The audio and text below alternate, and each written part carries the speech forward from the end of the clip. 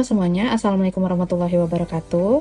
Kami dari Angkatan 11 Laksar, kelompok 32, yang terdiri dari Dr. Reta Arvina Permata, saya sendiri Dr. Widiatul Aina, Dr. Mustrianti, dan Dr. Gina Mauliza Wulandari akan menjelaskan dan membahas mengenai salah satu isu atau hoaks yang ada dan terjadi di Indonesia.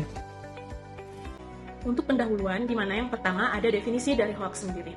Untuk definisi hoaks, di sini ada beberapa definisi. Yang pertama, menurut Kamus Besar Bahasa Indonesia, di mana hoaks itu adalah informasi atau berita bohong yang tidak benar tetapi dibuat seolah-olah benar adanya. Nah, yang kedua, menurut bahasa Inggris, sedangkan hoaks itu adalah bukan suatu singkatan, melainkan memiliki makna, yakni tipuan, berita bohong, berita palsu, atau kabar burung.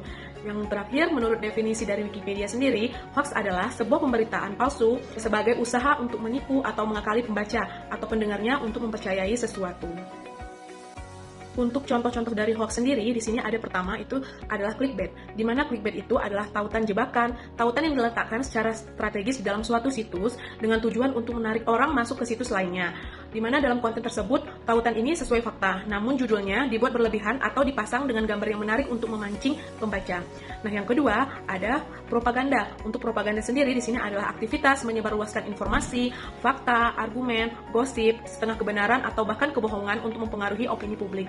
Yang ketiga ada satir, di mana adalah sebuah tulisan yang menggunakan humor, ironi, hal yang dibesar-besarkan untuk mengomentari kejadian yang sedang hangat terjadi. Selanjutnya ada fake news. Untuk fake news ini di mana berita ini bertujuan untuk memalsukan atau memasukkan ketidakbenaran dalam suatu berita.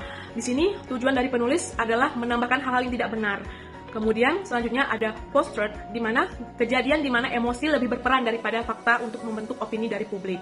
Yang selanjutnya ada bias konfirmasi, di mana bias konfirmasi ini kecenderungan untuk menginterpretasikan kejadian yang baru terjadi dibanding bukti dari kepercayaan yang sudah ada. Dan yang terakhir ada misinformasi, di mana misinformasi ini adalah informasi yang salah atau tidak akurat, terutama yang ditujukan untuk menipu publik yang ramai. Isu yang diangkat, joget uya-kuya dan kegaduhan di tengah isu DPR 2025. Pada pertengahan 2025, publik ramai membicarakan rencana kenaikan tunjangan dan fasilitas anggota DPR RI, termasuk tunjangan perumahan, uang makan dan kunjungan daerah, anggaran renovasi ruang kerja dan pengadaan furnitur baru. Isu ini memicu kemarahan publik karena terjadi di tengah kondisi ekonomi yang belum pulih sepenuhnya dan masih banyak rakyat yang kesulitan secara finansial. Berikut adalah video yang membicarakan rencana kenaikan tunjangan dan fasilitas anggota DPR RI. Sebelumnya viral di media sosial bahwa gaji para anggota dewan naik sebesar 3 juta rupiah per hari. Kabar tersebut disertai pernyataan dari anggota Komisi 1 TB Hasanuddin yang menyebut gaji bersih para anggota dewan menyentuh lebih dari 100 juta rupiah per bulan. Dari isu tersebut muncullah video viral uya-kuya berjoget-joget dengan narasi gaji 3 juta per hari dikira banyak. Netizen mengira video ini adalah reaksi Uya terhadap kritik publik soal tunjangan.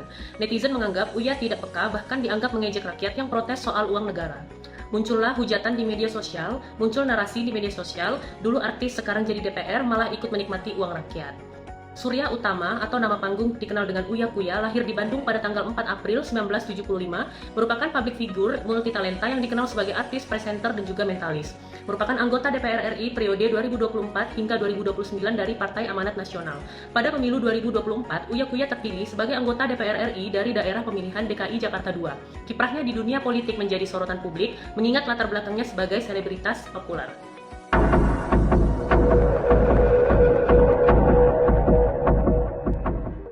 Dampak yang terjadi dari isu tersebut yaitu adalah dampak terhadap diri Uya-Kuya, kerusakan citra dan reputasi sebagai anggota DPR yang baru menjabat, dihujat publik, potensi kehilangan kepercayaan dari konstitusi.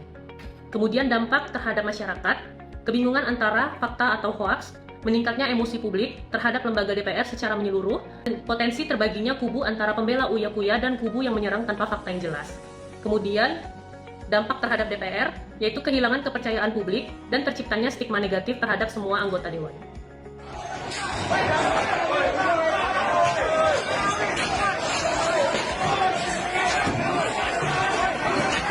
Penyelesaian. Klarifikasi Uya-Kuya. Menginformasikan video tersebut adalah video lama dan tidak pernah mengatakan kalimat gaji 3 juta per hari dikira banyak. Menyatakan tidak pernah membuat konten untuk menanggapi isu tunjangan DPR. Kemudian peran media dan Kominfo, yaitu menurunkan artikel klarifikasi dan cek fakta. Kominfo dan platform media sosial mengeluarkan label hoax pada konten yang dimanipulasi. Assalamualaikum warahmatullahi wabarakatuh. Saya Uya-Kuya menyampaikan permohonan maaf yang sebesar-besarnya menganalisa isu itu kita menggunakan metode pentahelix, di mana metode ini ada 5 yang harus kita lihat, yaitu dari government, akademik, bisnis, community, dan media. Di mana untuk yang government sendiri atau dari pemerintahan itu adanya minimal transparansi soal kebijakan kenaikan dari tunjangan DPR, sehingga menyebabkan trust issue di masyarakat.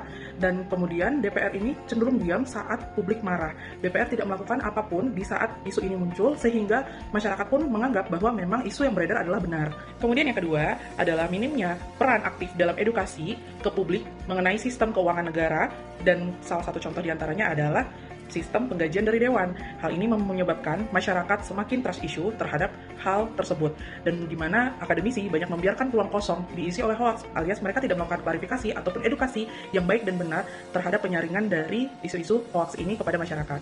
Yang ketiga adalah bisnis. Platform media sosial tidak segera menyaring atau memberi label berita, dan algoritma platform lebih mempromosikan konten viral. Kemudian yang keempat, community. Rendahnya literasi digital dan cepatnya membentuk opini berdasarkan emosi dari masyarakat. Masyarakat tidak menelaah terlebih dahulu berita yang tersebar tersebut dan mendahulukan mentalitas viral daripada mencari kebenaran dan klarifikasi dari yang bersangkutan.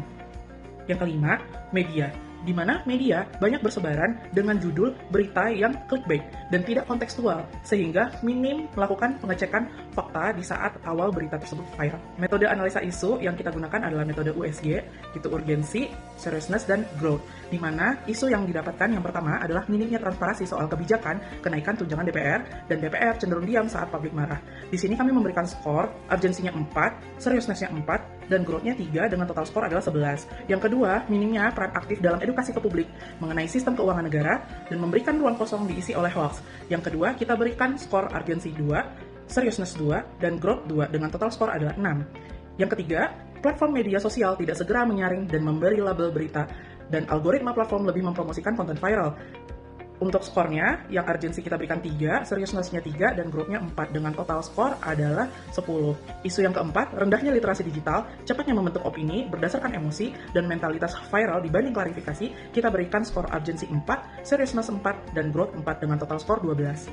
Isu kelima, yaitu judul berita clickbait dan tidak kontekstual, minim cek fakta di awal viral, dengan skor urgensi 3, seriousness 4, dan growth 4, dengan total skor 11. Analisis isu dengan metode fishbone, di mana dengan tema penyebaran hoax video uya-kuya. Didapatkan yang pertama itu dari surroundings terkait dengan lingkungan digital yang belum kondusif untuk berpikir kritis. Yang kedua, itu sistem, di mana sistem informasi publik tidak responsif dan minim kontrol. Yang ketiga, skills, yaitu kurangnya keterampilan digital dan komunikasi yang krisis. Dan yang keempat, itu ada dari supplier, di mana tidak ada seleksi atau akurasi sumber informasi. Dan yang kelima, itu safety, di mana sistem keamanan, reputasi, dan informasi belum kuat.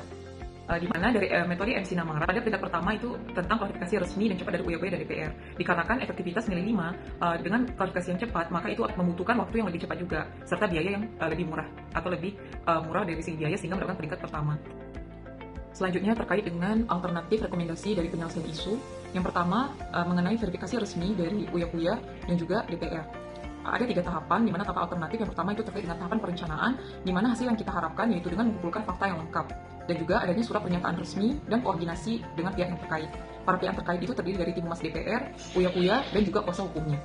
Kemudian ada tahapan pelaksanaan, di mana yang kita harapkan melalui dengan rilis pernyataan yang resmi, adanya distribusi ke media massa dan juga interaksi publik. Para pihak yang terlibat itu baik dari tim humas DPR, uya-kuya, kuasa hukum, serta media massa dan platform digital dan juga netizen. Sedangkan tahapan yang terakhir itu ada tahapan monitoring dan evaluasi, di mana hasil yang diharapkan itu dengan memantau respon publik dan juga media. Kemudian tidak lanjut, serta kita akan mengevaluasi bagaimana efektivitasnya. Dan para pihak yang terlibat itu ada uya-kuya, kuasa hukum, media massa, platform digital, dan juga tim Monef DPR.